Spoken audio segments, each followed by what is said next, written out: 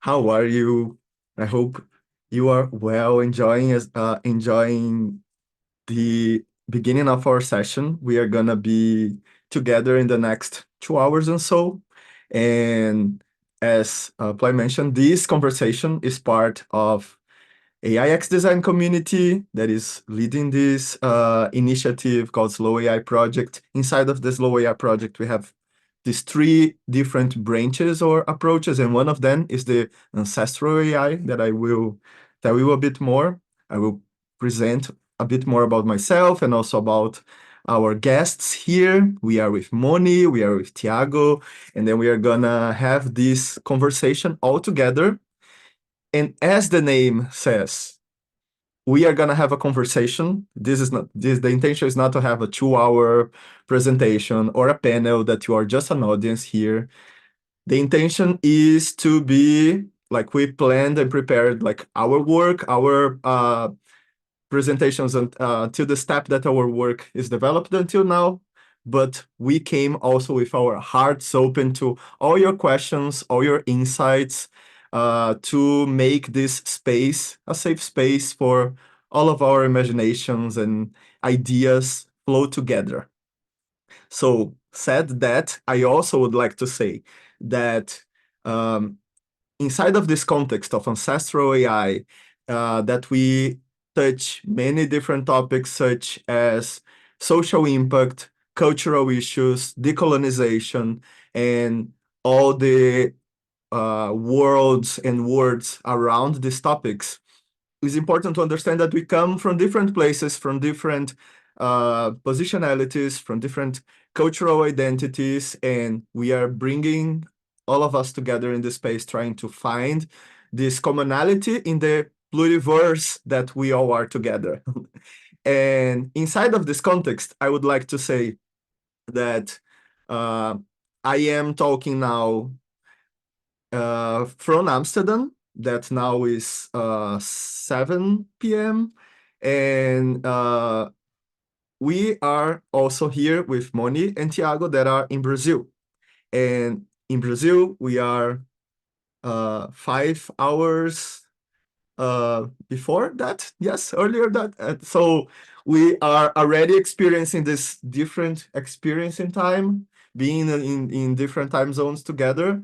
But not only that, we also build these different work projects coming from our cultural heritages. So we also come from the context of our roots, from our countries, from our language, and we are gonna be doing like a cross translation together, all of us, because I understand that you all are gonna we're gonna host this session in English. Yes, but we understand that we are going to be talking about some topics that you are going to need to make an effort to translate to your own context. And in the same way, our guests are going to be here making an effort to translate a work that was originally created from a heritage that was presented in Portuguese, also coming to these ideas in English. Every now and then, I am also here like trying to make these bridges, thinking about how to talk about all of these things in all of the languages that we need and finding the headspace for that. So for that, I allow all of us to find this presence. I know that sometimes in front of the computer, we try to do everything at once, but then we are going to need our presence during this talk in order to be able to flow all together. This is my first comment. So now I'm gonna share my screen. I still can see all of you here. And I would like to say that together we are gonna talk about how can we integrate this wisdom across time.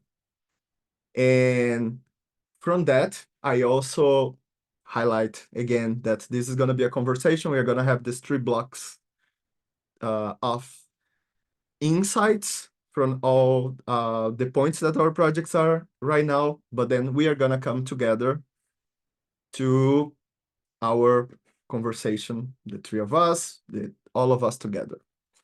I would also like to say here that we are gonna be together with Monique and Thiago. and I will present then, and also have give the space to then say hi to all of you, but I will present them right now. Monique is the founder and CEO of Topo, that is Plural Futures Lab and Consultancy. She's also an anthropologist, a cultural strategist, tech creative researcher, and she is also working as a responsible AI strategist. She's being a digital nomad and as a way to continually expand all of this cultural repertoire and looking for global trends and insights. And she has an experience in production and cultural strategy. Also, she graduated in cinema, in sociology, and politics. She has this background in digital anthropology, and now she's doing this master program in design for responsible AI at Elisava, that is the School of Design and Engineering in Barcelona, researching and interested in topics such as human-machine relationship, Black imaginaries, necropolitics, and decolonialities. So I would like to say welcome to Moni. Thank you. Hello, everybody. Thank you for being here. I'm really excited to share with you a lot of my research and to receive your questions.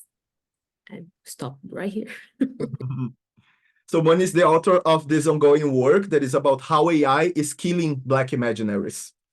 And she is bringing updates of the concept of necropolitics and the tools for an anti-racist data learning future. She's gonna talk more about her project today. We also have here Thiago Britto, that he is an Afro-Brazilian artist graduated from the International Academy of Cinema in Rio de Janeiro as a director of photography for cinema. He has 17 years of experience and transitioned through photography, exploring documentary and music, and photography, collaborating with these prominent figures in Brazilian music. So he has this very cross-media approach to his work, and collaborating with like Brazilian, with these figures from Brazilian music such as Milton Nascimento, Leci Brandão, Criolo, Anitta, among others. Which is amazing. His work has been recognized in communication channels such as Rolling Stones Magazine, Elle Magazine, Prazo, TV Cultura, and Multishow. And currently, Thiago is focusing on creating contemporary images and videos using artificial intelligence. I also would like to say welcome and invite you to share your feelings, and warm applauses to Thiago as well.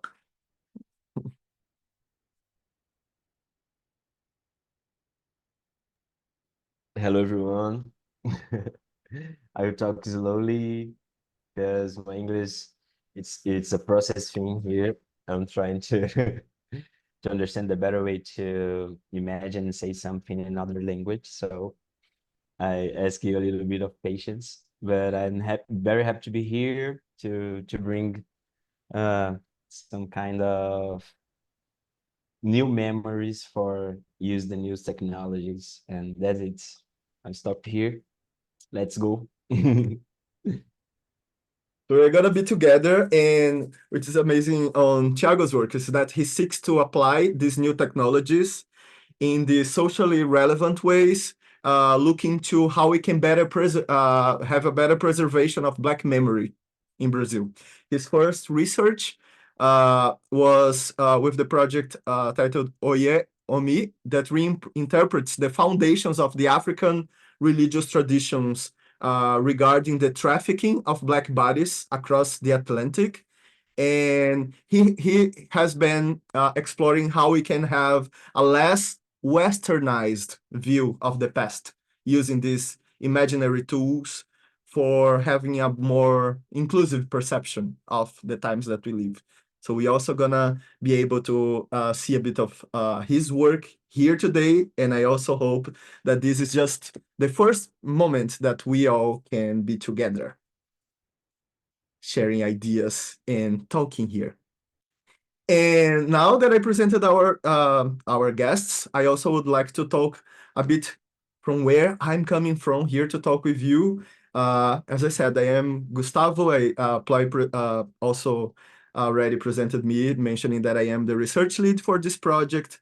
But I also come from Brazil. I am from the Amazon rainforest. I've been living here in Europe for 7 years, but my work is still very much connected in between these two different contexts with the Latin America and Europe.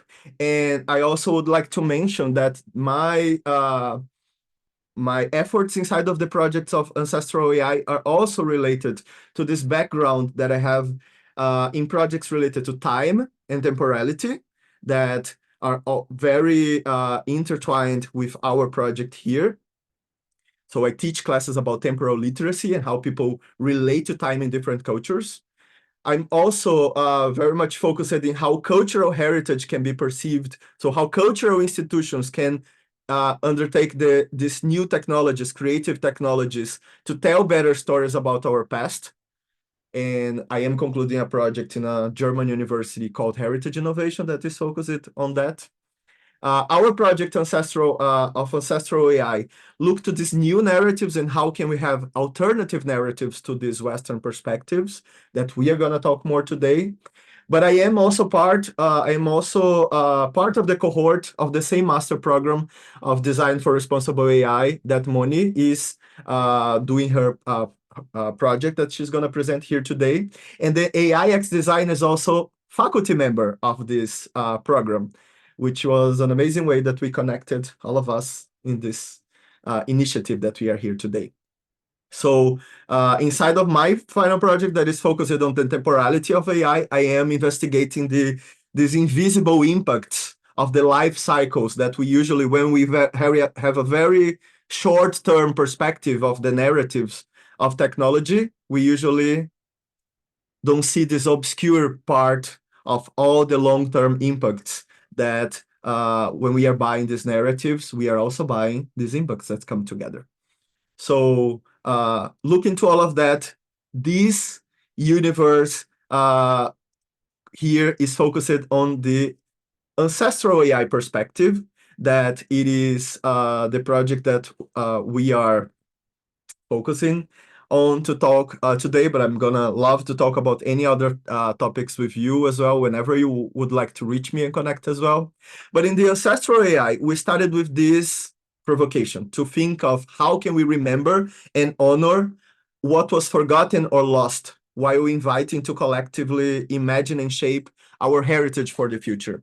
And as you can see, we are not looking to one specific tool, one specific approach of AI, one specific technique. We are looking to the narratives of the society that we are building when we are thinking about artificial intelligence that is a technology and a system of technologies that are very much focused and using the Western lenses that we all as society are built on, but understanding that when we explore other natural and cultural temporalities, how can we better understand and how can we better create alternatives to this culture of big tech's development that is very focused on always on, fast-paced, and time-blind as well, because we know how these perspectives are presented as something that will support all of us, but how we have all of the secondary and primary impact, social impact that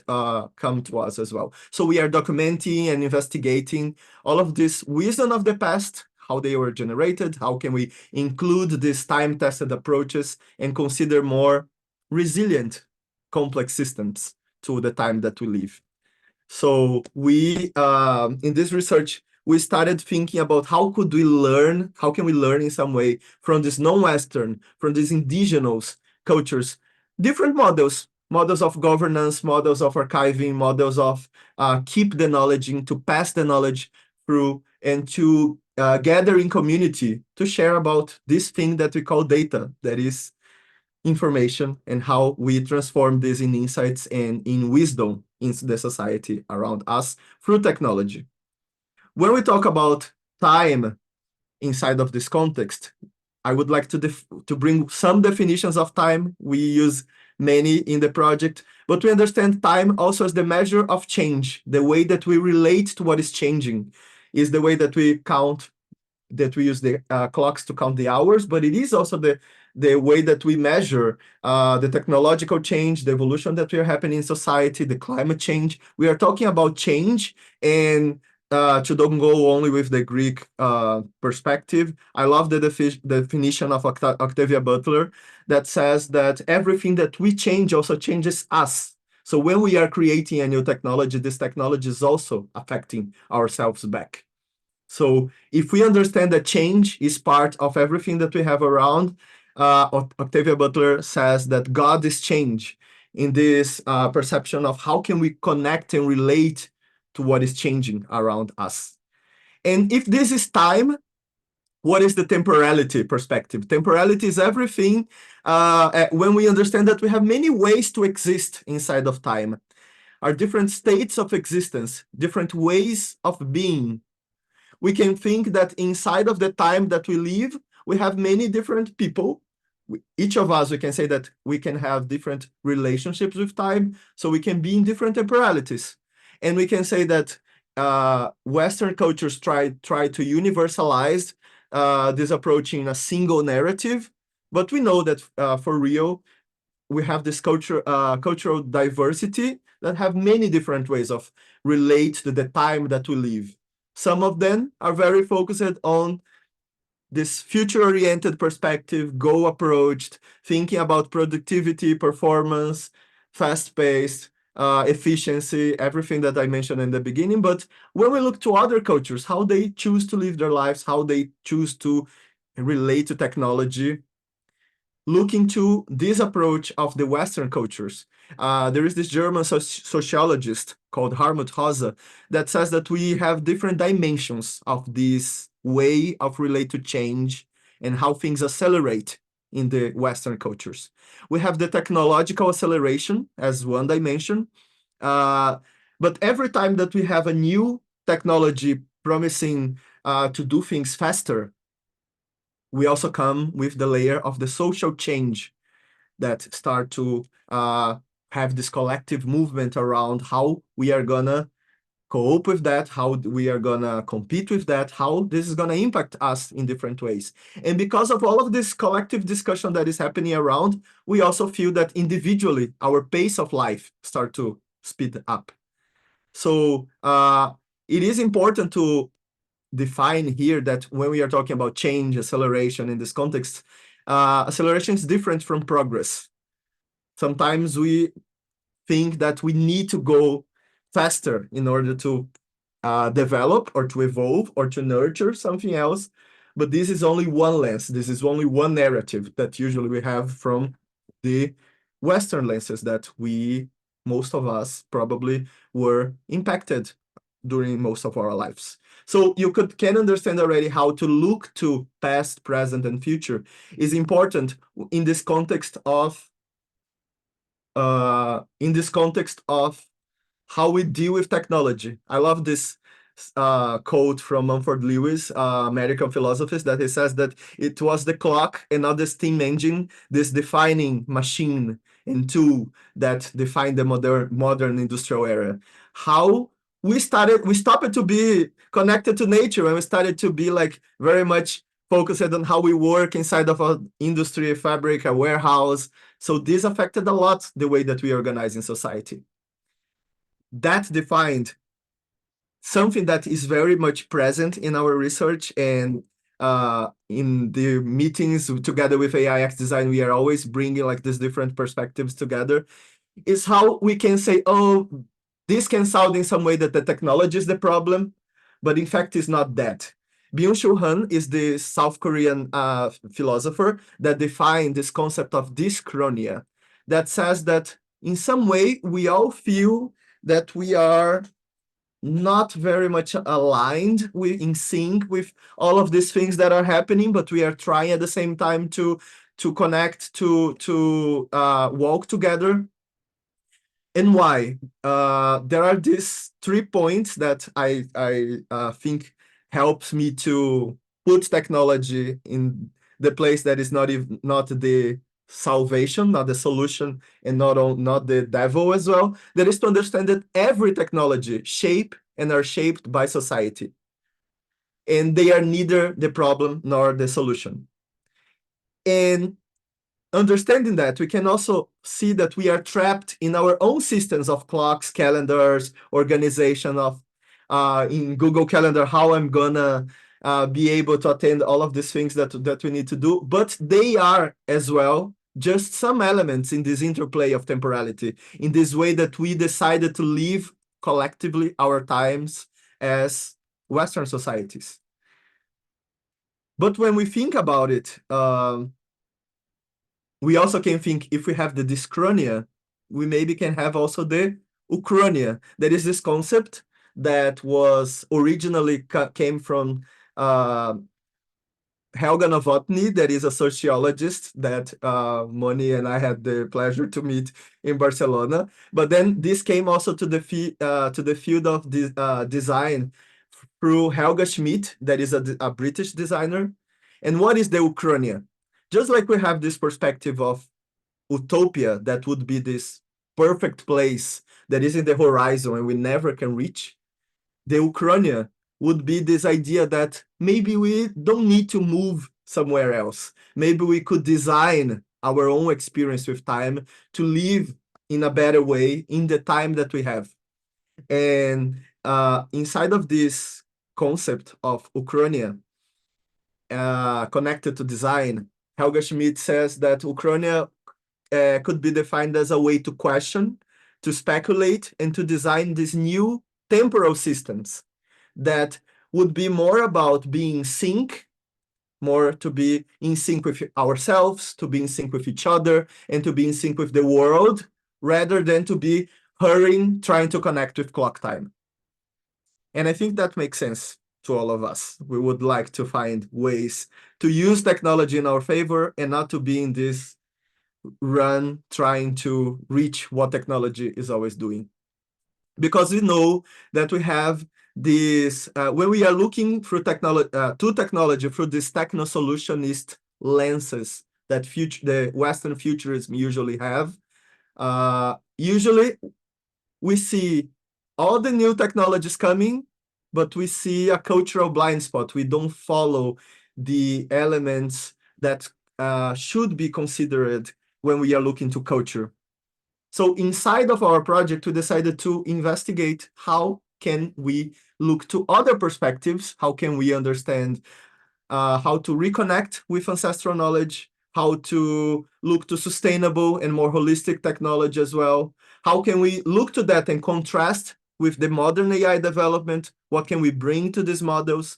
And how can we find ways to guide these future innovations? As I said, the intention is not to be extensive talk only about that. So I will bring to you what are the main questions that we are investigating now, and also invite our guests that are gonna talk here today as well. But we are investigating inside of our project some key questions. The first one is related to decolonizing this temporality. So how can we expand our temporal awareness? So how can we look to these concepts not only because they are interesting, but also to inform the development and the imaginaries of this field of contemporary AI. So we are looking to the colonial and post-colonial time. We are looking to all of how these other cultures relate to time and perceive experience, and how can we learn to connect with these different experiences. We are looking also to queer time. That is the perspective of also how the queer community experience time in a non-linear way when we compare to the common approach of how the society usually walks their path. We are also looking to creep time. That is the perspective of how we have the community with different disabilities looking to their perspective and their relationship with the experience of time, and also to all of the different cycles that in some way can inform this development imaginaries. So the lunar cycle, the solar cycle, and many others. But not only that, we are also investigating here how to consider these ancient technologies as perspectives that can teach us. How can we learn from our ancestors, and how can we understand better ways to data storing, to storytelling, to decision making, and how can we use these technologies in different ways? How can this understanding of ancestral perspectives can help us to think and to relate to artificial intelligence in different ways? So how can we look to the stories about these pasts in order to take better decisions of the future? And we are also considering, just like I mentioned already, these technologies as the result of the time that we live. So how can we look to how we are embodying memories in these machines? What it means to embed or to embody or to compute or to document these memories, since now we are living this context that everything need to be documented in part of a data set to exist. Do we want to exist in every data set from now on? Who is choosing to remember and to forget? How can we understand what we are collectively choosing to memorate or to keep memory through AI? And how we are enhancing these cultural narratives, or how we are respecting them, or if perhaps we are overriding them when we are using all of these elements and technologies to look to these stories. So really, from all of these different perspectives, that in all of them we have a lot of extensive materials to share with you, and then we're going to have publications, workshops, things happening after that. But we are looking as to how can we, through ancestral narratives, how can we look to them in order to understand what is emerging. Again, what are the stories that show us other possibilities of existence? So these alternative narratives that I mentioned. This can be very in sync with all of you. Maybe this can be very abstract. So that's why we are also looking to the work of many different collectives, many different publications, and many different researchers and artists, just like Monique and Thiago that are here today with us, and many more that are doing initiatives, trying to make the same kind of reflection and provocation that we are starting here and leading here in this initiative.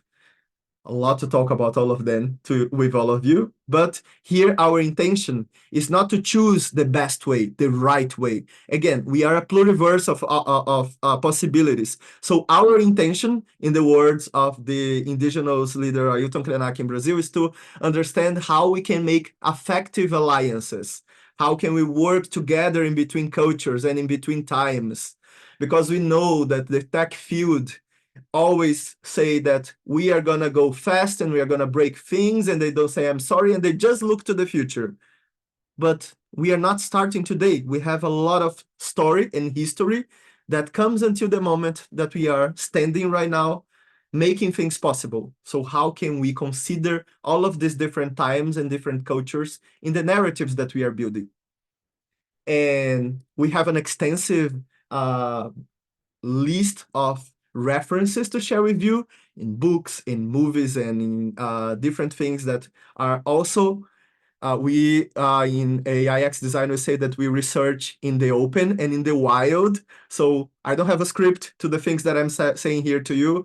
I prepared the presentation for you. I have all of these different references. I have these amazing guests to talk with you today. So I am dying to be able to also hear your questions, to look our chat, and to connect more about all of these perspectives that our project is going through right now. So this is the overall perspective of Ancestral AI. I hope you all like that. And said that, I will invite now Monique to present her project and her initiative, her research initiative, that can help us to ground a bit some of these ideas that I brought until now.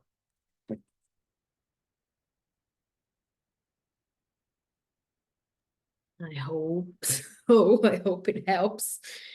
Hello everyone. Again, now like for real. This is my research, my master's one. And it comes from a previous research, so I'm going to tell you everything about, but it is how is AI killing Black imaginaries, updates on the concept of necropolitics, and tools for an anti-racist data learning future. So it's not only an academic article on reviewing, criticizing, or kind of adding layers to the concept of necropolitics that I feel somehow pretentious every time, but it's kind of real. It's a hypothesis. And a video as a tool for an anti-racist behavior that you're going to understand in a few minutes. So nice to meet you. Like Gus did a great presentation of myself, but again, I'm Brazilian, Black one, and I'm a nomad. I'm from São Paulo, but I live in Salvador, but I'm a nomad, so I'm all the time in a different place. That's what I love most about, like to keep time traveling and I don't know, in this forever way of experiencing life and knowledge. And I own this company, Topo Futures. You can follow if you want. There's nothing there yet, but it's a Pluto Futures Lab and consultancy. It's a creative consultancy, and we do research strategy in any whatever format creation, from festival experiences to TV series to scripts to I don't know, whatever, really. It's the funniest part. So this research comes from this previous article that I co-wrote with some friends from Gaia. It's a group of researchers on arts and artificial intelligence from São Paulo University. They are from the Innovation Center from USP. And we wrote images of resistance, thinking about computer vision AI in surveillance capitalism through images of Marielle Franco. For those who are not Brazilian, Marielle Franco was a big martyr case, such as George Floyd, I would say. She was brutally murdered 5 or 6 years ago, 6. And until today, it's an unsolved case. And the point is that we tested hundreds and thousands of images from the hashtag Marielle Franco Present. And I was invited to develop the conclusion hypothesis. And I understood that artificial recognition intelligence may be altering the production concept and perception of death, about the death and life of Black people. And I can show you how. These are 2 images. The one in the left is before she was murdered. It was an image of her wearing a dress in the middle of the street. And the classification, the tags are only beauty, fashion model, like kind of random to classify a woman, not even Black, for example. And then right after she was murdered, all the tags are about where she comes from, police brutality, her murder, what else? For Brazilians, politics of Brazil, human rights defense. And my point is, between both, she never existed as data. Like her legacy, what she built as a politician. She was a councilwoman. She was super important on human rights defense. So my point started as how is it AI behaving to Black people politic kind of death? And my point was that there's some power in murdering the dead again. And it's a really old question from Sophocles, Antigone. It was a really old piece, like theater piece, before Christ. And there's a lot of power in murdering that again, actually, because you can kill not only the existence, but the idea, the imaginary, the history itself. Like 6 years before, and she still doesn't really exist in facial recognition AI.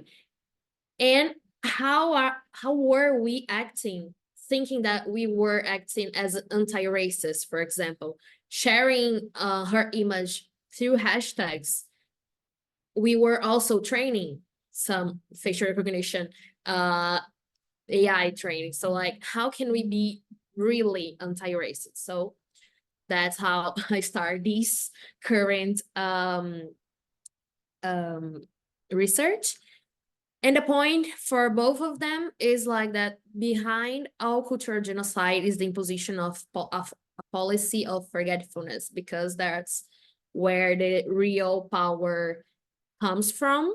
If you own the narrative, you own everything.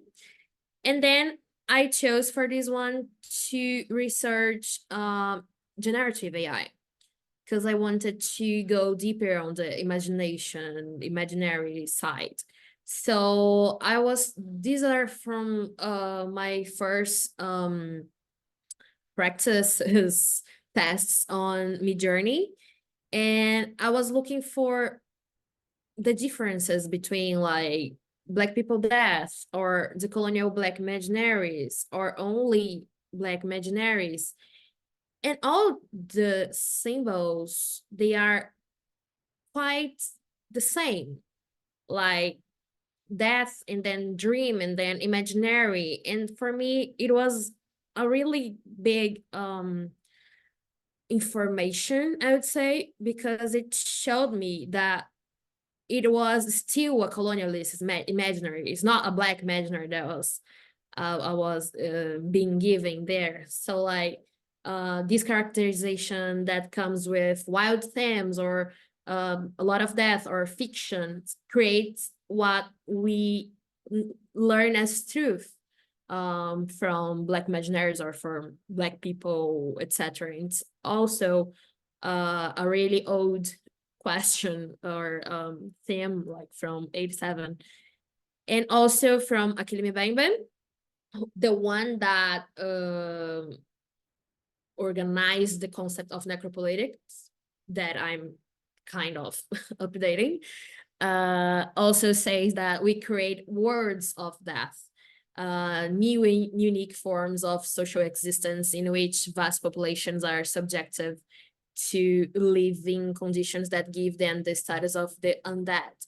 So it's more than who can live and who can die. It's like the ones that are alive, they're not really alive because we don't allow them through a lot of different ways, right? Like, but AI comes to add layers to it. So how can we make the Gen AI killing visible? How can I show it better? How can I show that it is not only a data set problem, but also a symbolic question, matter of layers, and show the importance of Black imaginary through real life remarkable examples, such as Thiago, for example, and others that Gus also listed. So right now I'm recovering some artwork from mostly Walter Firmo, which is a Black photographer in Brazil, and he was kind of the first that organized Brazil Black Imagination, and he changed this view. Brazil is a big country, but we sold ourselves to America like really years ago, like hundreds of years ago. And he was the one that really organized some kind of way of show Brazil, not in an exotic way, and also not in a realistic way. There's some imaginary going on, some magic you can see through here. So it's like way far from what Midjourney gives us. And also Hunter Favela, which is from Rafaela Pinar. It's a trans woman in Black, wonderful creative. And they are also organizing ways of narrating our past and future. And yes, I'm choosing ways to criticize Gen AI, but show how people are creating past and future through other ways, not only AI, for example, because I think both needs to correlate. And here's me trying to draw something. I'm not good, but I just wanted to show that it's all crossing, like past and future is not a line, it's a spiral, it's a not circle, but there's movement in it. And Black Imaginaries need to not nurture in it in the middle. And life and death, it's also complicated to put in a fixed place, because in AI it's all the time changing, like what's being alive, what's being death for AI or as data, and also in real life or for different ancestralities or religions, for example. So it's something that cross this movement, not only as one fixed idea of it. So the video I mentioned is going to translate this frame, and also how to criticize Gen AI and go for a pretty much anti-racist behavior from now to the future, in terms of preserve Black imaginaries, because that's what we need, because the world does not move without Black creativity or imagination. That's such a great hypothesis, I know.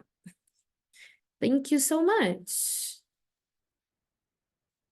Thank you, Moni. We are gonna talk more about all of these perspectives of how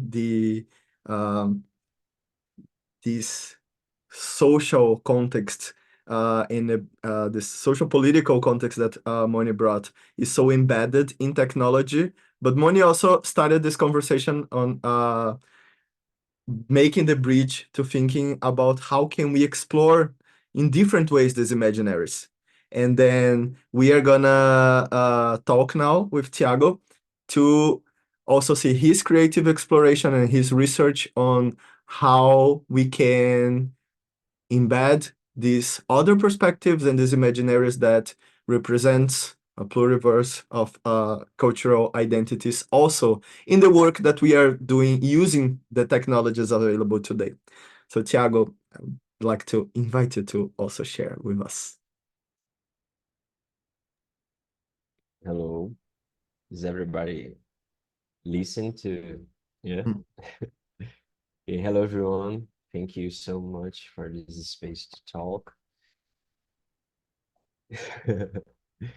Also, I stay here, listen to my friends talk about time and talk about death and life and Black imagination, and I have some exercise to use these new technologies. Is that think that I have some kind, all we have some kind of perfect human intelligence. Yeah, can I say this? So when I start to think the new technology, I start to think about my power to create memory. Everyone create memory every time. We are creating memory together right now. And I try to study my past in recent what happened recently with me, you know. Yesterday my daughter said to me that is studying the history of Black people here in Brazil. And I said to her, "Oh, why are you learning in this community?" She said, nothing interesting. Just the Portuguese trying to destroy the Quilombo dos Palmares. Quilombo is the high-tech place that was existed here in the story of Brazil. So I said to her, and the teacher didn't say that we are kings and queens and there's a lot of power and technology inside of this place. No, just Portuguese trying to destroy this place. So I started to think, whoa, I can create this place I can study about this place. I can create in the AI some kind of place that my daughter will see and said, oh, this is real. Yeah, this is real. They work like this. They know the technology of the orality. They know the technology of the plants, the wood, um, the iron, the everything that we talk today. There is high technology. The Black people here in Brazil in situation of survive work with it a lot. So I try to understand that everything there is high tech today, our body do it's better. And it's crazy to think about is the AI is some kind of copy how our imagination works and how we create memory, how the guitar looks like our body when we say our vocal things start to shake, and the guitar is the same thing, or how the internet looks like our how can I say how our brain works, and the AI works like our imagination, our skill to create memory works, you know. But there's some difference between this, because who can use these words to describe the reality? When I try to describe my past, I don't have the words to describe this prompt. Everything, we can say that all the words that we use to describe something is a prompt. Yeah. So when we look to the past of the Black people here in Brazil, we have some places that don't have words to describe what happened. When I say Black, words to describe our own history, you know? So I start to think, how can I use the AI to create some images that give to my sons some kind of new words about the past and about the future, you know? And I try to create this. I will share some kind of images and sentences that I don't have some kind of bigger presentation, but I create something yesterday with the question of my daughter. Let me see here. Where is it? Just 1 minute. I'm not so good with technology. Let me see here. How can I share this? Okay, it's here. Can you see this? Yes. Yeah, it's all right. Okay. Uh, I'll try to, sorry. Yeah, is this. Can you see this?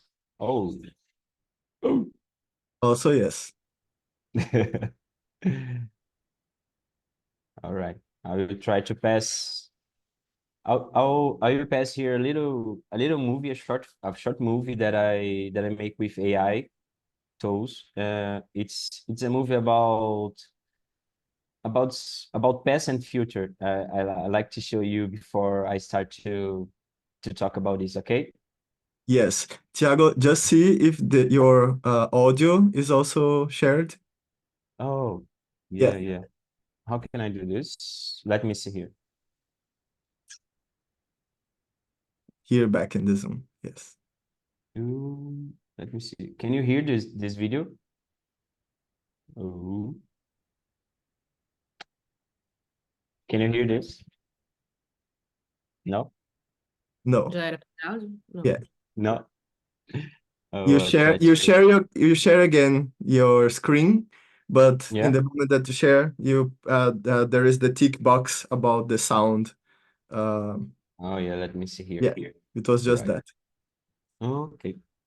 Thank you, Gus. Mhm. And the audio is an important part of this video that I know. So Is it working right now? uh, uh, play put again to play so we can see that it's gonna. So let's start for the end. Okay. We are in circular time. I will start in the end of the presentation. Okay. All right. All right. So the time is passing. All right. So the first work that I developed about Black memory is about the traffic of bodies in the Atlantic. And this is all this work is some kind of, how can I say, I look a lot to my life and the life of my family to understand how the world works, you know. It's something like I try to hear about the near things that I have around me, like my religion. We here work in a Afro religion here called Candomblé, and there we believe that the time is it don't end in the death. There's always some kind of spirit, some kind of soul, some kind of ancestor in all parts of our existence that help us in the situation. When we start to feel that something ending, there's some kind of energy that say, okay, it's ending, but it's still beginning, and we don't stop. So I start to imagine in this situation where a lot of Black bodies was drawn into the sea or killed, or so I try to understand that, well, what happened with these bodies, with these souls? How can I imagine that they're still alive? How can I break this data prophecy? How can I say, how can I break this occidental time, this Western time? So I start to create a place where these Black lives is still creating some kind of health memory and some kind of energy to help us to continue this, because the traffic of body don't stop. This ship is still passing the cities of Brazil, drowning us every day. So this research, I create these images. It's like the souls being received by Iemanjá. She's a goddess of my religion. She is taking these souls and bring them back to life with fire under the water. And this research just start because here in Brazil we have some kind of problems about past. That is, all the families here in Brazil know just grandfather, grandmother, and nothing more about this. And when I start to ask my family about the past, they said, we don't know.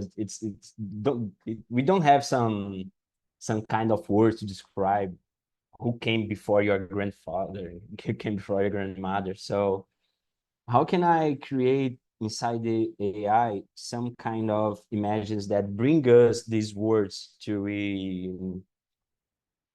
imagine the past? It's not in the romantic way, but in the way that we can use these new words of past to create some kind of health memory to use in the present and use in the future, you know. So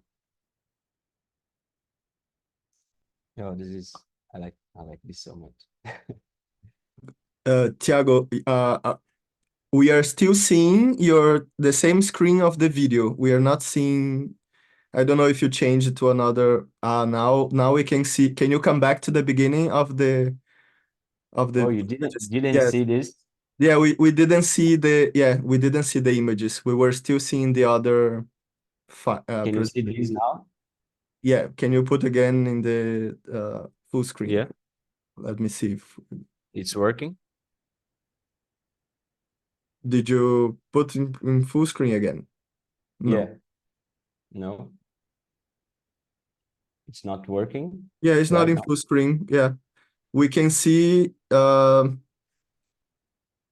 maybe the full screen is not working, but because you're sharing like your entire screen. But if you keep just the screen, the slide and the screen and go showing, we can see each of them. And whenever you want to come back to the video is also opened here. So when you want to come back, I can share for you, but you can just go through the images from the beginning. is everyone looking to the, can you Yes, see the now we images? can. Now we Yeah. can. So this is the research of the Oye Me that in Yoruba language said, understand the water. It's a kind of personal project to understand to how can I lose my afraid from the water, because the memories that come from it, it's terrible.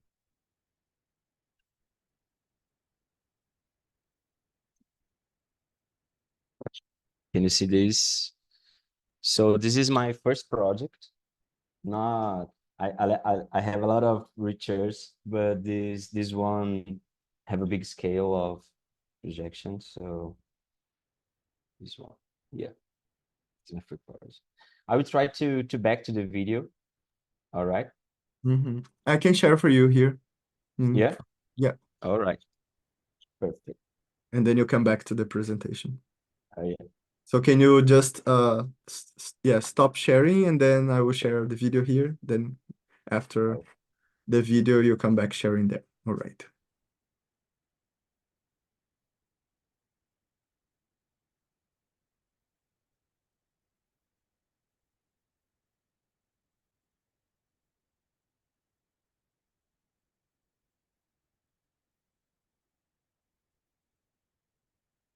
Oh, perfect.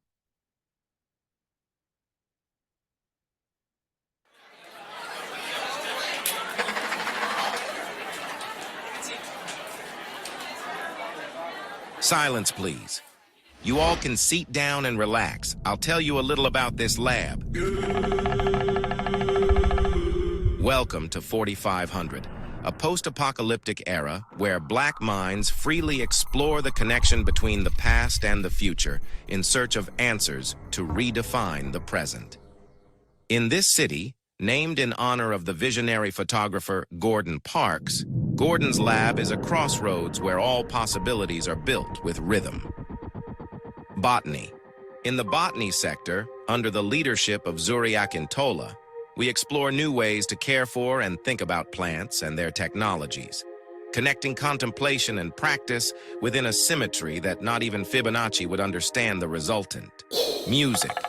In the music wing, under the baton of Malik Johnson, the laboratory dives into the infinite possibilities of musical imagination and orality, exploring the crucial role that music plays in the community's narrative.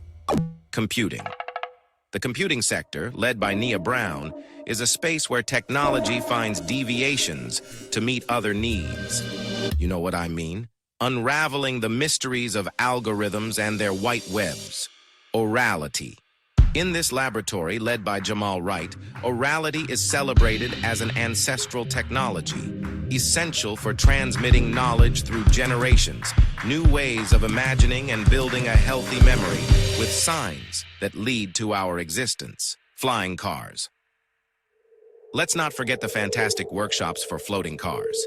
Even in the face of challenges, the team, led by Kwame Nkosi, is committed to evolving the automotive sector. Unfortunately, we couldn't apply the Telefonica do Sol logo to this one. Maritime Laboratory, beyond the city limits, in the Maritime Laboratory of Gordon's Labs, near the beach and under the leadership of Imani Kweku, we explore the possibility of understanding the harmony between the human body and elements of the sea, and also the possibility of entering without fear. These laboratories are more than a research space. They are a school, a sanctuary of wisdom, where black minds dive into the complexities of their rich heritage. The labs embody Afrofuturism, where creativity, innovation, and tradition merge into a vibrant fabric of possibilities.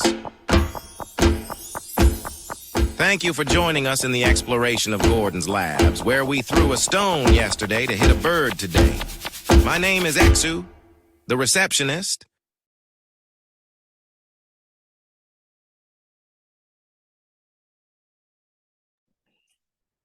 That was so great. I'm unmuting to say how. It's a goofy. Every time I watch, it's like, no, wait. That was No so way. funny. The cars, so funny. So this video said some things about Afrofuturism, and when we put this word futurism in the front of after the Afro, we go to the future, but in reality, all these technologies work in this lab was something that the Black people here in Brazil do without these technologies, like the reality, the dance. So I try to create something because Afrofuturism is something like, oh, now we have the right to use all words we can to make technology, and we don't have this access. And I think that the big thing of this all these questions is who can use the word to describe the reality, who is writing the prompt. Well, I can this prompt, racism is just one word prompt. It's crazy, it's crazy. The society make a lot of prompts to define who you can be being a Black person. So how I'm trying to understand how can I create more words to create the possibility of all the Black people use the word, your own word, you know? How can I how can I how can I define this? How can I define my past? How can I say to my daughter, oh, you know, you can describe this, use your own words to describe this. Oh, but the school didn't teach me all the words. Yes, yes. Prompt is a self-fulfilling prophecy. Yeah. It's crazy. So I'll try to make just a little part of the presentation, and let's talk about this. Okay, can I try this right now? Maybe it's work. Okay.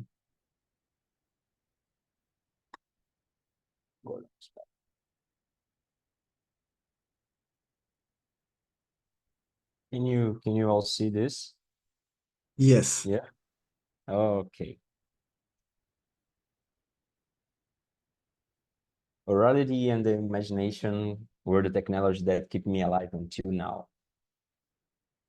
So these two words, orality and imagination, is the things that make me be here right now. You know, I don't know how can explain this because it's some kind of ancestral technology. When I said that I can hear my mom telling about the past, I can imagine my past, and I can be here right now just because of it. Because someone in the past, in all this crazy traffic of bodies from Africa, imagine that someday we'll be in the freedom way to talk about all the times. And it's just because the reality and imagination is the best technology of the human. So I said to you that my daughter is talking about Palmares, Quilombo dos Palmares, was a place where. So let me brief a little. My think better in Portuguese than in English. I ask you a little patience. I tell you all that my daughter yesterday asked me to Quilombo dos Palmares. Quilombo is a place here in Brazil where the slavers run away to get some kind of life and a healthy memory and care of our bodies, our intellectual mind. And I create this place yesterday at night to show to my daughter today that, oh, Quilombo dos Palmares is something like this.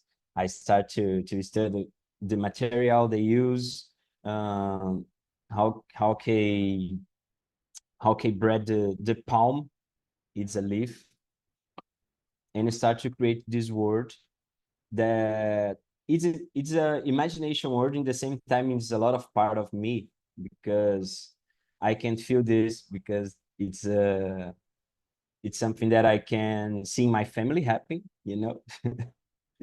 But it's hard to describe these situations. And I think when Monique said that there's a lot of words of death in the construction of these images, I need to understand how my family is still alive and what words they use to survive on this, and use these words on the prompt. So I can say that just a black man holding a leaf. I need to say a black, elegant man holding a leaf, and he gives me a black man alive. It's okay. I understand that you are alive. I can't kill you because you are elegant. And it's the same way that I need to walk in the street. I need to be elegant to don't be murdered. You understand this? So I construct the prompt in the same way that I live. I use the words that I used to live inside of the stack, and it's crazy because I need to break all the structure of this. So this image is still okay. This is very important. Quilombo gains a place in history due to the Portuguese desire to destroy them. This is the prompt: destroy them. All the books of history here in Brazil, we start to search for quilombos, Quilombo dos Palmares, and all this just have importance because someone want to destroy this, and not because they want to know how they create some kind of cities in the middle of the mountain and nobody can destroy them. They have a lot of technologies that we don't talk about them.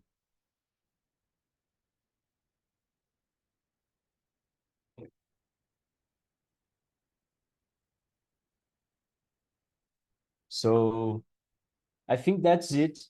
I don't have a lot of things to show. I have a lot of things to talk. It's because of my imagination. It's not about a showcase of something. It's about personal things. And I think that we need to use these technologies thinking about our human memory and about our experience, because it needs to be personal, to not be a lot of artificial, because it's trying to copy our structure. I don't know if I if I can explain this like this. So it's some words that I write yesterday to put here today.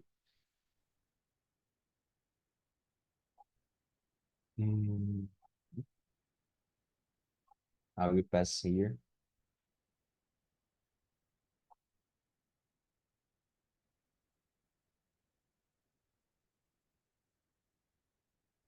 And came the ancestral imagination and words from the spirit. That is the work that I'm trying to make a match.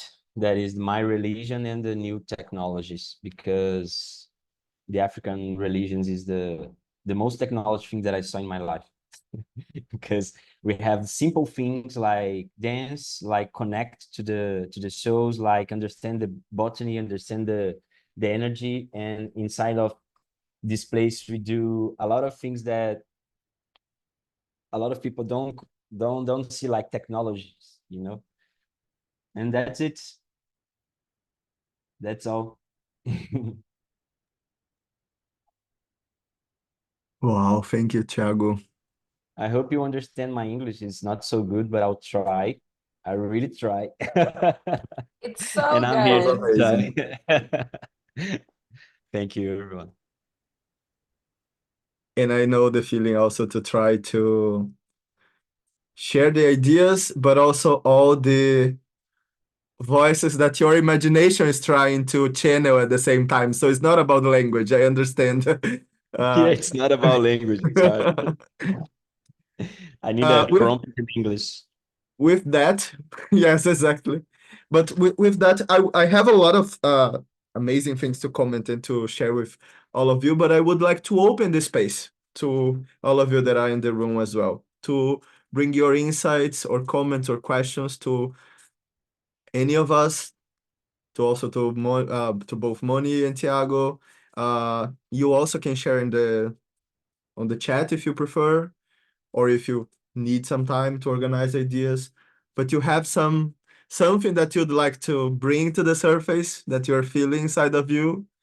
Don't need to be a question, can be a feeling, can be a thought. We would love to hear your voices as well.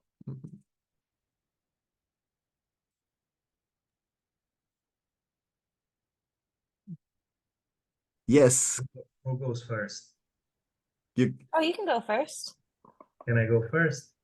Of course you can. Okay, guys, congratulations for this amazing presentation.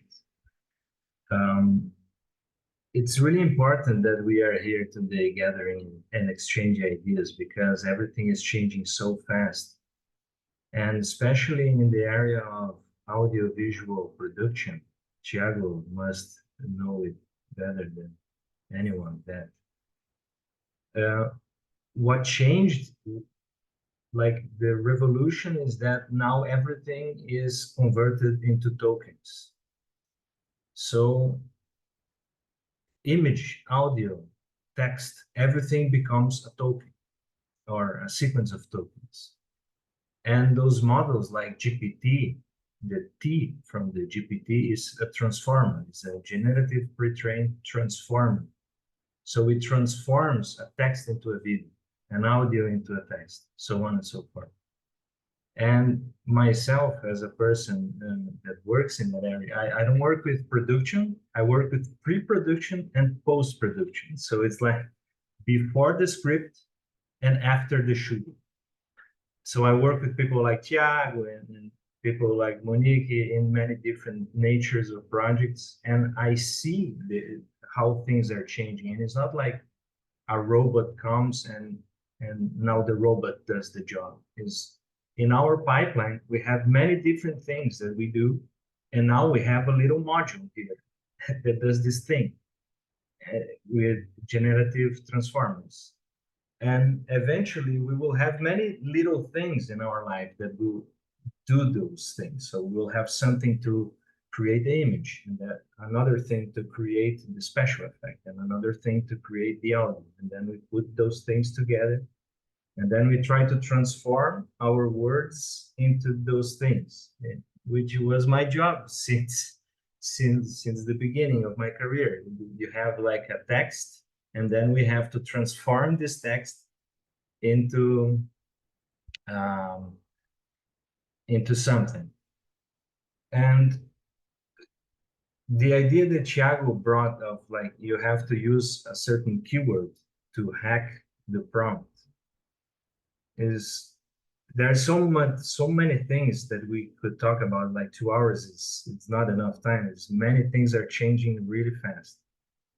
But as we saw, like Google tried to compensate for that with a fine-tuning model that created, you know, lots of different stuff, and they were accused of being woke, in the sense of, you know, the conservatives from far right now use this word a lot, like the wokeists, a civil secular religion of progressists.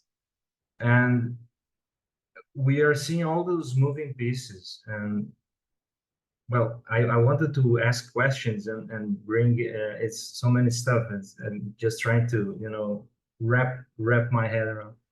I did prototypes with large language models, and you know, the way I see, there are two routes that people can fight against what the big tech companies are doing, because what they're doing, they're trying to sell. So the idea of AI is also a marketing idea, because many researchers will say that a more technical and scientific approach is to approach this problem as artificial communication and not artificial intelligence. Because if you look at the entire arc of production of those transformers, you have an emitter, you have the message, you have the receiver, you have the processing, you have the noise in the message. And so from the lens of artificial communication, which is the area that we probably work more, like anthropologists, sociologists, directors, cinematographers, there are two ways that we can try to compensate for what those companies are doing, which is, first of all, is fine-tuning. So you train what they call a low rank, they call it LoRa's, a low rank There's something that you attach to the robot, and then the robot starts to think in a biased way, the way that you bias the robot. And then the second one is through prompt engineering, which is doing lots of stuff to make the robot access semantic search from vector databases and blah, blah, blah. And I myself, as a professional that has to do this job of taking a text and transforming into a video, what I see is that we cannot run away from this. We all are going somehow to use those technologies to make messages.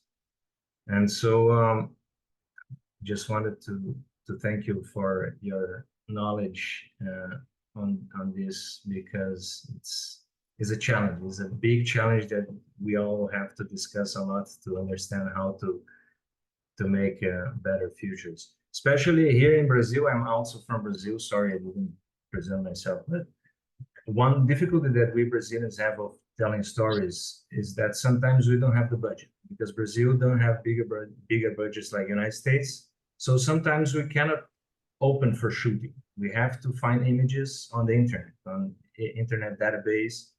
And if you look at Shutterstock, Film Supply, stock footage everywhere, you will not find a cultural representation of the different facets of Brazilian, because it's a big country. There are many different things. And then there is a Brazilian stock called bamboo stock that tried to compensate, but then again, the price is very high. So the people that wanted to be benefited by this specialized curation don't have the money to buy the thing. So those generative robots, they also democratize this, you know. So instead of paying $1,000 for one clip, you can make an entire film for $500. So it's, yeah, things are changing really fast, and yeah, that's it. Later, maybe I have more to add. Thank you so much for the presentation. Thank you, Felipe. If I could just build on that for both the folks who spoke today, it'd be really helpful. This is selfish community ask. We research in the open, and it'd be really, we've already heard, as you guys were speaking about the ways that you're using these technologies. If when you publish your projects, you could also share some behind the scenes stuff. For instance, like the prompts that you're using to generate those images, the prompt hacks, like using elegant to create alive versus unalive bodies. That's really helpful information as other filmmakers, image makers go about doing this. And it relates to the question that I had, which was, I was getting emotional during both of your presentations.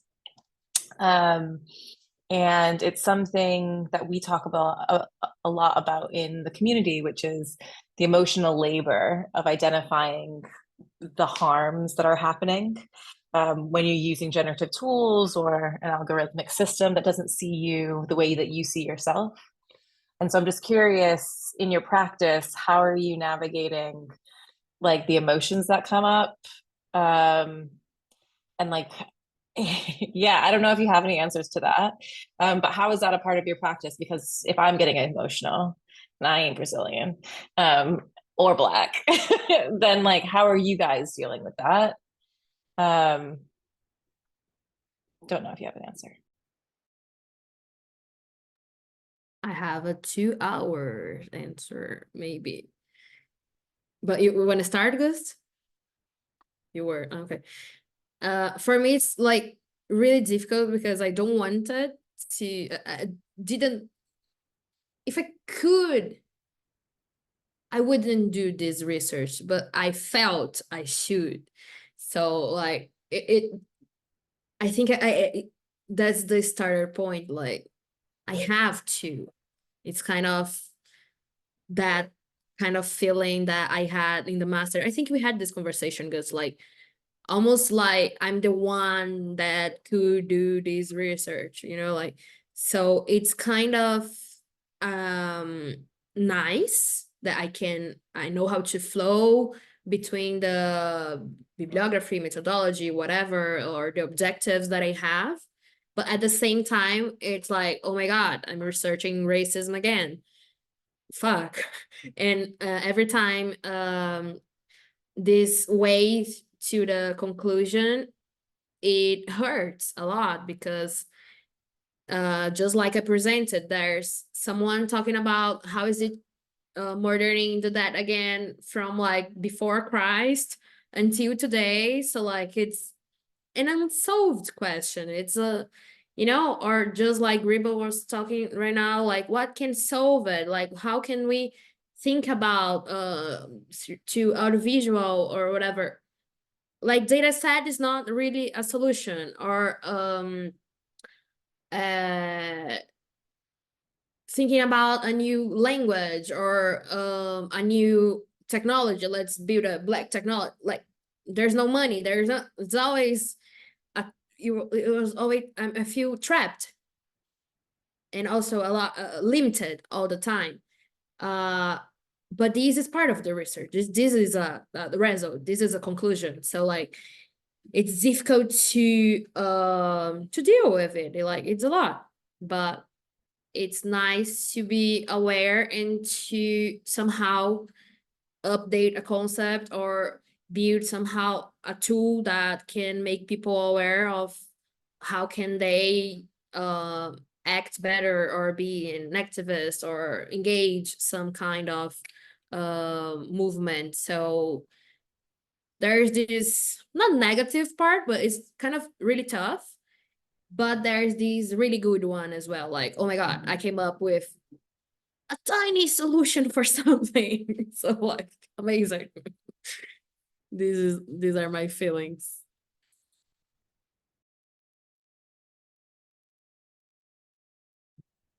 We had discussed it together, like in this conversation that Moni mentioned, how it's like how, for example, how we were choosing our topics is like, I would rather not, but understanding that every work that we are doing is happening in a floor, in a field, a collective field, that other things are happening that we need to consider as well. Like currently, things from the past that are still recurring, repeating and affecting us individually and collectively, and how it's important to echo these conversations in the spaces that we are in different ways. In my case, as a Brazilian migrant here in Europe, understanding that these are conversations that maybe in different levels are more common. In Brazil, more in the context of the for example, racism or the social political impact that we were bringing, or the technology. But how can we bring these conversations to reach other places and not to be inside of the same silo? And then we understand that we can resonate with people that maybe have other ideas that can bring some good ideas to our context. We can exchange with them. It's almost like to regain this power of using the internet as this public square, that we can find people from other contexts, other cultures, and to say of the effective alliances that I mentioned at the beginning. How is amazing when we are able to talk with other people and to have not only the technical aspect of something that they are doing or the aesthetic aspect, but the ethical, the aesthetics, the technical, all of them at once, as we saw today, with Moni going behind the algorithms, and how the work of someone is being erased to tell another story that is more important to this political narrative, that is about how this person died and not how this person lived. Or in the work of Thiago that mentioned it, how we highlighted that we would like to be able to have already the data sets representing this imaginary, but then we need to find ways. And the words that came to me while he was talking is how we find ways to, like these three words, that is, we find ways to blend because we need to work, and find ways to make this work in a collective scenario, but then we also find ways to bend what is there, and to how he described the prompt engineering to say to have something that maybe for a white person would just come commonly in a prompt. He need to use extra words to just have what the prompt would generate in another context. And just like blend and bend, we also need to build. We need to understand that these data sets, they are echoing as well narratives that are there. And now we also believe is that thing that when we start to use a tool and then we believe that everything can be solved with that tool, but it's like we also can build other ways of using these tools. We can build other tools. We can regain the use of tools that were here already. And then this element of build is to regain this empowerment of how creative we are to use these tools that are available and also other tools. Just like Thiago said, he's going to the ancestral perspective of the Afro religious and cultural aspect of his identity to find things that no one training prompt engineering today or having classes about how to create these images using the tool X, Y, no one would be able to do it because it's not about the tool. It's about this ancestral wisdom that we are expressing using these tools. And I believe that everyone in different ways can find in their own identity, in their own journey, ways to build individually and collectively new expressions through what is there. Usually we try to find ways to blend and we try to find ways to just be part of what is happening. But in general, usually we believe that we need to look like the others, behave like the others. We know today that the value is in these margins of the commonality of what everyone else is building or the generic standard way of building. And it's amazing to look to what we have that is not inside of this context, but is inside of our own identities, our own journeys. And this, I would like to share that as well with all of you. And then to bring back to our guests. We had a conversation before, like prior to this one, by the three of us individually, the three of us together. And we talked a lot about all of these different initiatives. And I don't know if it's clear to everyone here how these elements that we are discussing, they also break this idea that we are taking an idea or a reference from the past, or we are imagining something from the future to the future. Here we are trying to talk about this different understanding of time that through the present, through the moment that we can access these different narratives and even rewrite these narratives in different ways. When Thiago wrote to his daughter the story of the Quilombo as a place of resistance, to say, okay, the books are not telling you like this. I will invite you to go there and to see how this place is. And then it feels that he is traveling to the past, but then he also showed us the Gordon lab that is like, we can build this resistance place as a school for the future, this Afrofuturist approach that he brought. So usually when we are tied to only an idea of past and future, we are still in the linearity.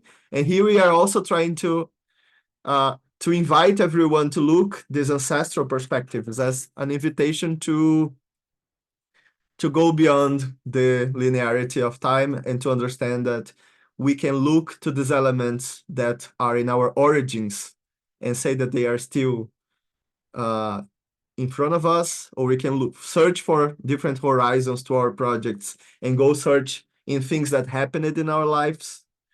This idea that we always need to be searching for the new, the next, the faster, the better, the stronger, is part of the Western framework.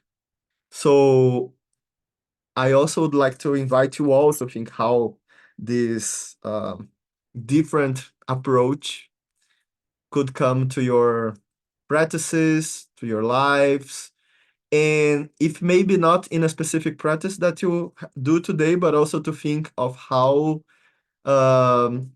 this can in some way connect with initiatives of people around you that could benefit to be part of this conversation. Because here we are bringing ideas that would be amazing if you could also resonate and echo to other people that could know about the work of Moni, the work of Thiago, the work that we are researching in AIX design right now. So to understand this moment also as the beginning of this conversation. And I will also pass the mic.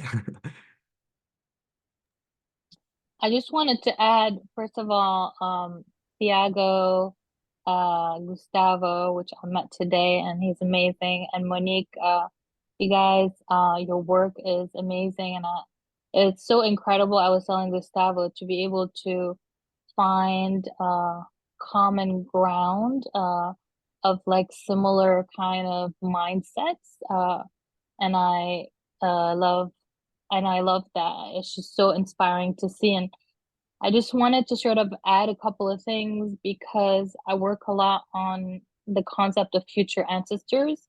And because the bias to me is not only racial, but it's very much cultural. And like, a prime example or something that I've tested, using a lot of these models, and I've produced, over 40,000 images just for research purposes for me to just understand, to be able to hack the system, because I try to educate a lot in ways to kind of prompt in a better way, but also how you now have a new way to create. As an artist, you always have a medium, right? Like whether that medium is paint or wood or whatever, or a camera or whatever that might be. Now this new medium is data, and it's like incredible to like actually understand how you work with data as a medium. And that is a very different, like for artists, it's like there's nothing out there that teaches you. There's no formation in school that teaches you that. So you have to almost like learn how to hack it yourself in order to represent, whether it's your culture or other culture, in sort of a way that feels inspiring and sort of authentic and sort of true to the spirit of the culture, not so much to the sort of aesthetic. Because to me, even a lot of the aesthetic of the culture, and that's how I feel a lot of the systems are biased, is the aesthetic of a lot of the culture is already has been so colonized even to the indigenous cultures. So their representation is so folklorized already that they don't even realize that they are also perpetuating these kind of like systems. So I did like a very easy test one day. I was showing it in one example of a class, and I kind of did a Hello Kitty kind of prompt in a very simple way, Hello Kitty, and I kind of like prompted it as though it is in a very typical, super folkloric outfit based on each culture. So let's say Brazilian, very typical Hello Kitty outfit, Hello Kitty in a Brazilian sort of outfit, or it is in a sort of let's say Lebanese outfit, because I'm Lebanese, and I'm trying to see how the system is biased by saying specifically that I want it to be very stereotypical. And the outcome that you see is so glaring. Everybody could do this exercise and see how glaring and how culturally biased it is, that it's mind-boggling. Like, it sort of literally did a lot of the Middle Eastern country, because there is so much cultural bias. It literally put most people in sort of arms and bombers and grenade, and most of the people that were portrayed as suicide bomber or fighters or terrorists. And if you look at the sort of bias that's portrayed, for instance, in a lot of South American countries, a lot of the sort of prejudice that comes out really quickly, it was all these very folklorized tropes, which are very problematic in terms of how it portrayed it. And the reason why I use Hello Kitty, because aside from, I think play is a big tool of imagination, is because a lot of kids are going to also be using these tools.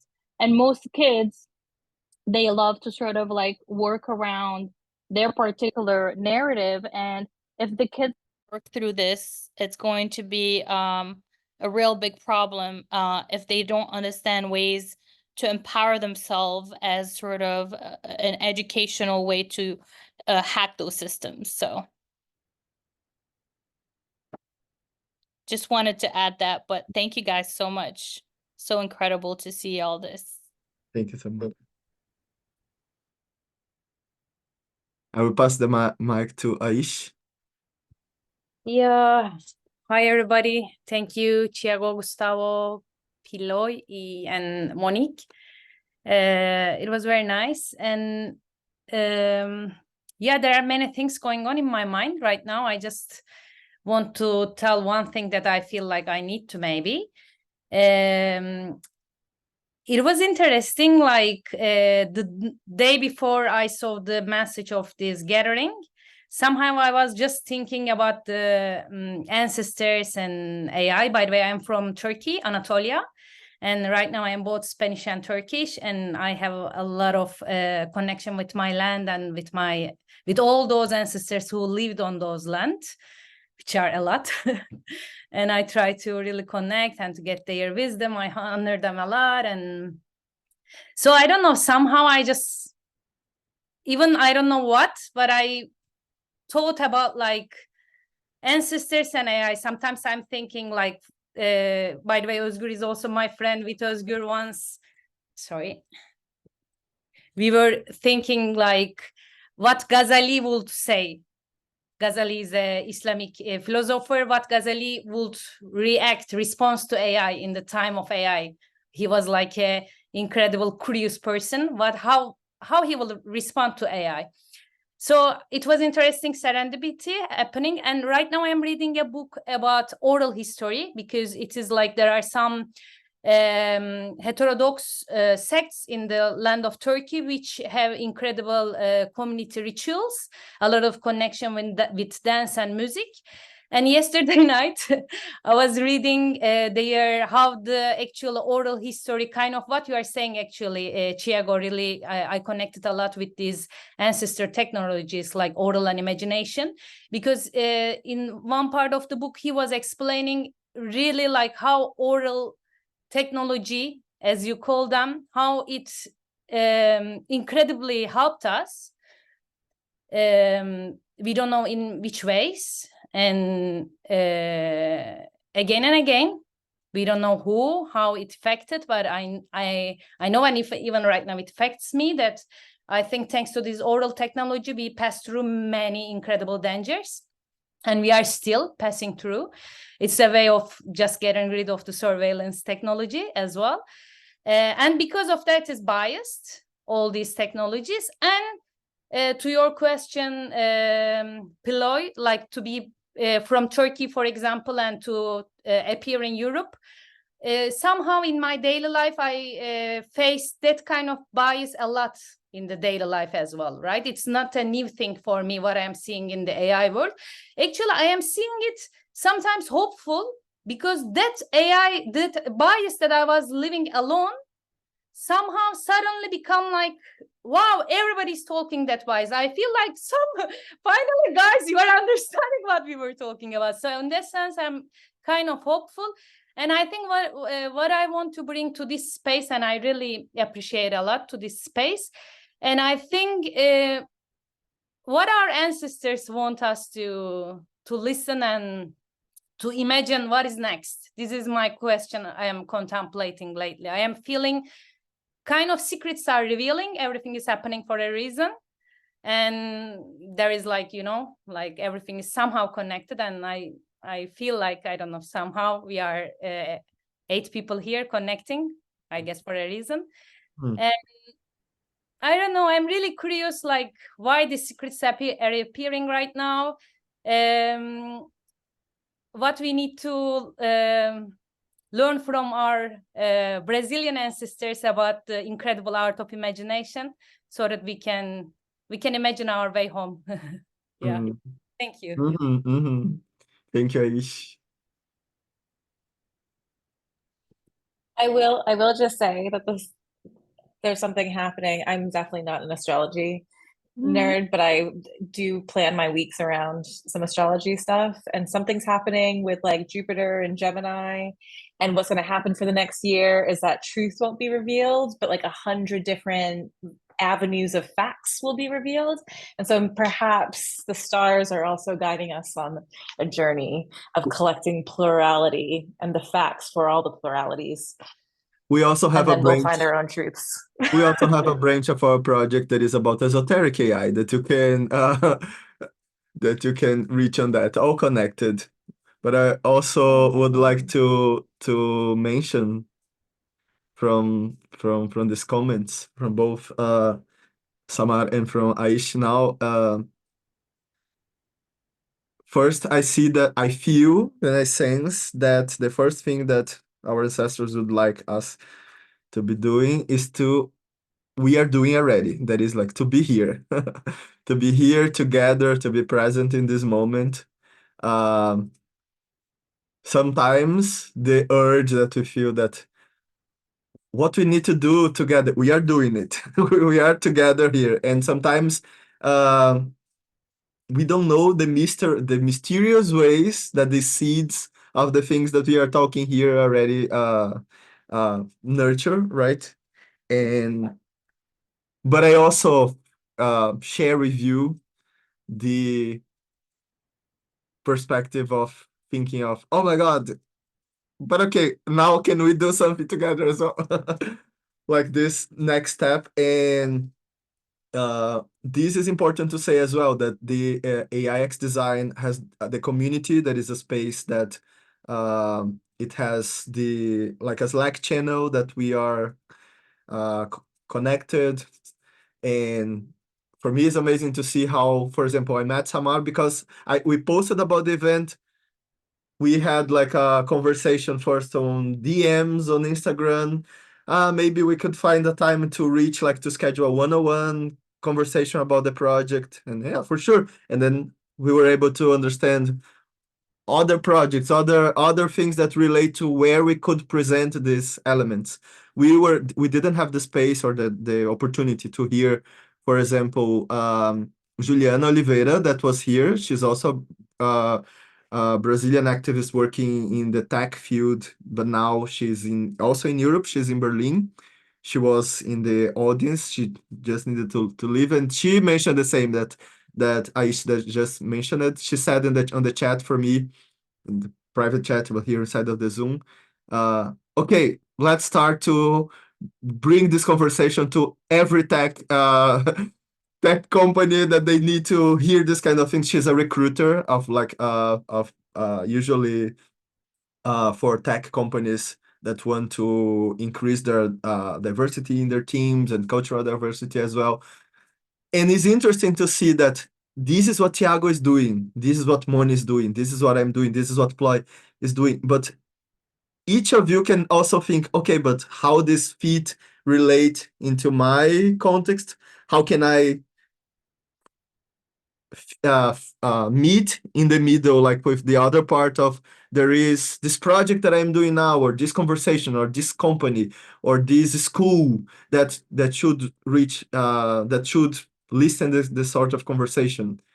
I mentioned to Moni and Thiago, we created thousands of proto ideas already. I want to do this movie with Thiago. We want to do this conversation together. We want to do this talk again in Portuguese. We want to do again in English in other places. We started to have all of these ideas. And I see that it's important also to all of you to understand that these only happened because in some moment we also didn't feel as audience of what is happening in AI or in the tech field or in the narratives that the world is going right now, and to understand how can we bring our perspective as well to it?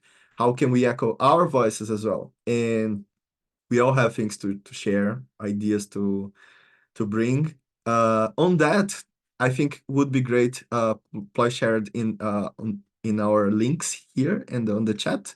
But this is an amazing thing to comment. Today we published an open call for artists inside of the project that is also gonna Like we are doing the research part of the project, but we want to manifest in artistic expressions all of these three different branches of the project. So inside of the open, research in the open and research in the wild that we've been doing in the AIX design, we also we put this open call for artists to bring to life the research theme of these three initiatives, the Ancestral AI, but also the small AI, the esoteric AI. And not only that, we are gonna have other events that we have some moments that are co-participatory events that we basically are in a different platform that we all co-create and have ideas together and create these crazy maps, cartographies of the topics that we are investigating all together. Just as an example, as different examples of things that can also come from here, to you understand that the intention is not to have this conversation and end this here, but to understand as a new beginning of how this group can still be connected. So who else would like to bring last ideas, last thoughts? Can I just add one more idea? Yes, Gribo and then Britto as well or Thiago want to share as well. It's because I think that the greater impact of those technologies will be when companies will offer them to people in a very easy way to use, like ChatGPT is providing us right now. So if we want to do more specialized, let's say, video creation, we could use open source technology like Comfy UI and Stable Diffusion, for example, which is a technology that you can run on your own graphics processing unit and so on. But it is so technically challenged that probably we all will be using something that those big companies offer to us, like WhatsApp and ChatGPT. So because everything becomes a token, those companies, they become token providers. And so one question, one provocation I want to put here is that we should look at a company like OpenAI, just like we look at an ISP, an internet service provider like Verizon, AT&T, or in Brazil we have Vivo, Claro, which is a company that offers us a flow of data, like megabytes, megahertz, and now tokens. So we have a minimum unit that can be economically studied. And the question I ask myself is, should the token provider also be allowed to be the product maker and the marketplace owner? Because today is what OpenAI is doing. They are doing the product, doing the marketplace, and so people can sell the product that they do with their tokens. So they dominate everything. You know, they give us the token, they give us the product, and they give us the marketplace where we put our credit cards. So the big question I want to put here is, should we allow that to happen? What is a better idea? Yeah. Okay. Great, thank you, Gribo. Thiago. And then after you, or you know, yeah, Osgood, as you want to start as well, and then Thiago goes after. That's it? Yeah. Sure. Okay. I was just thinking that very connected to the Felipe's question. I see still, I mean, it's still evolving, and technology and computational methods and techniques are still accessible to computational literated people. Like, this question came to me: how can we make the best practices much more visible and like know-how? How can we? Because this imagination part, and thanks to Thiago, it was very inspiring. It reminded me, I'm also from Turkey, and in Anatolian tradition, we also have a lot of very similar, by the way, in many ways, this wisdom. And it triggered me. What can I do? Similar things, you know, this sort of things. I'm coming from computational background. Maybe it's easier for me to do something, but how can we make it much more accessible? Or if someone do something with some open source tools, maybe make it open, some sort of database of imaginations, something like this, but to do, know-how sharing. This came to me. Thank you. Thank you. And if Thiago allows me to just comment something before he talks, for me it's amazing to think also how in order to organize this kind of initiatives, what these ancestral technologies invites you to do. Because sometimes you try to organize already thinking of the current technologies, how we are going to use them to talk about these ancestral technologies. But if we look to these ancestral technologies, they are gonna give you a glimpse of it. I mentioned, for example, when I went to Turkey, I was first in Istanbul. I remember to call my sister, and she was, "Is you that is playing something on your phone?" And I said, "No." Everywhere in the city, in different moments of the day, we're gonna be listening the prayers in different areas of the city. And then she mentioned to me, like she knows what I research, and then she said, "Oh my God, this is like a technology, like a synchronization technology. They have like everywhere through sound, they are synchronized." And I said, "Yes, that's it. That's it. I don't need to think much." So when we look, and just like Thiago mentioned, that when we look to what our ancestrality brings, what these technologies can teach us that we forgot, or the noise of today is not allowing us to pay attention. Maybe there is a glimpse of the answer of what we can do on this place. Go, Thiago.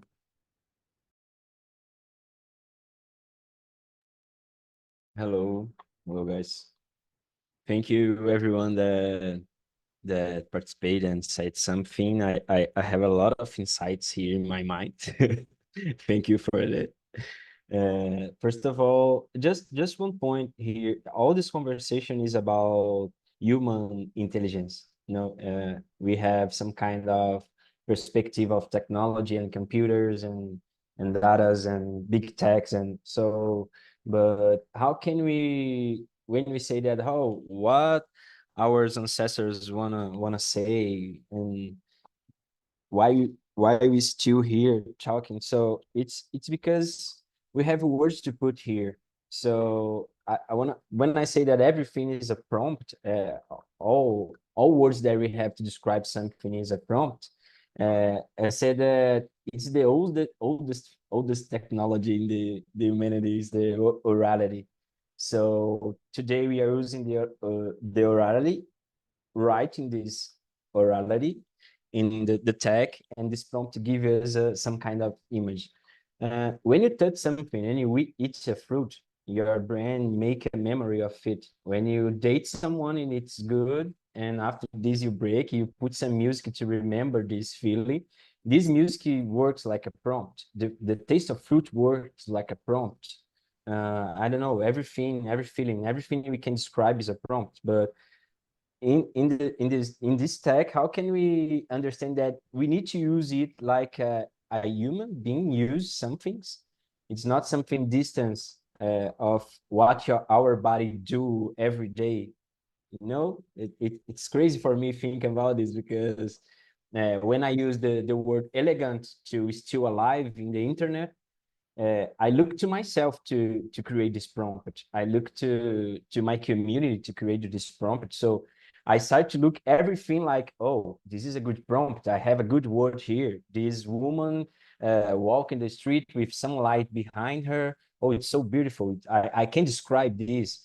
And when I start to look to around to the Black people here in Brazil, and I start to understand that we don't have words to describe our existence, because our past is something that don't exist in the school, don't exist in the big films of fantasy or love and things, And I start to understand that, oh, I need to create new words. And I think we're gonna change this AI problems using new words to use this shit. I don't know.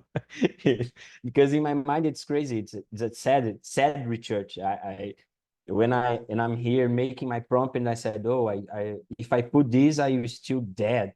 If I put this, I still alive. It's crazy thing for a kid, for a man, for a woman, for every black people that will use this and see that your body is dead. It's fucking crazy. And in the same way that we go out home, we need to use new words and new clothes and new techniques and new everything to stay alive. So the AI is some kind of copy of happens to every day. It's crazy. I try to see these things in this perspective because I don't think the machine will change the machine. I think the human will change the machine and we construct this shit, but I don't know. It's just this. Let's try to talk about AI, talking about human intelligence. How can we create memory? How this shit create the artificial memory? And we are far away in the we are more technology than this, we are more technology than this. And I try to create my research inside this. How am I technology being a black people? And I create my work inside this, thinking about my technologies. I think this, I explain well this? Good. Okay. Thank you, Thiago. Yeah, I was also gonna pass the mic to Moni to be able to also bring her last words, and then we can conclude the night. Thank you. I'll be quick because I'm really in consonance with Thiago. But I would say that sometimes when we speak about what we speak, it looks so abstract. And even myself, I'm like, oh my God, am I being like, how abstract am I being?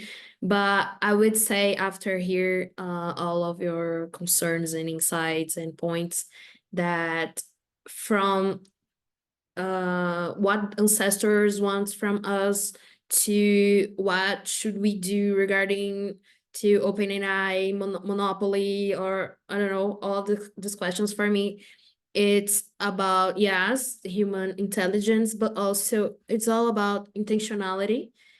And we need to teach people on how to prompt. They need prompt literacy, because it seems small, because somehow we do that in a lot of different apps or places like YouTube. We prompt what we want and then we receive it. So people have this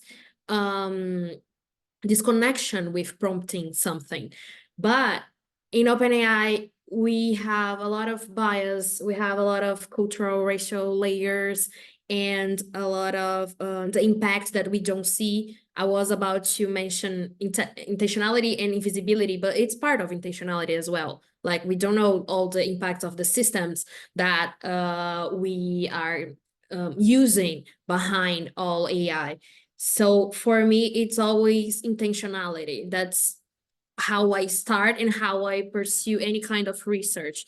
That's how I navigate. That's how I solve. That's how I build any kind of tool. So I think that this is the perspective we need to follow and to be aware most of any other, because that's what can review, help, or build any kind of change or solution. That's my point. And thank you so much for being here. Thank you everyone for being here. It was amazing to share these hours with you. It felt that it was longer than 2 hours and that we needed more than 2 hours as well.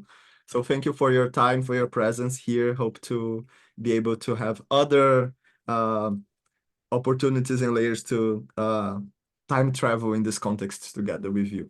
So have a great time. Thank you. Have a nice evening. Thank you. Thank you. Bye. Bye. Bye.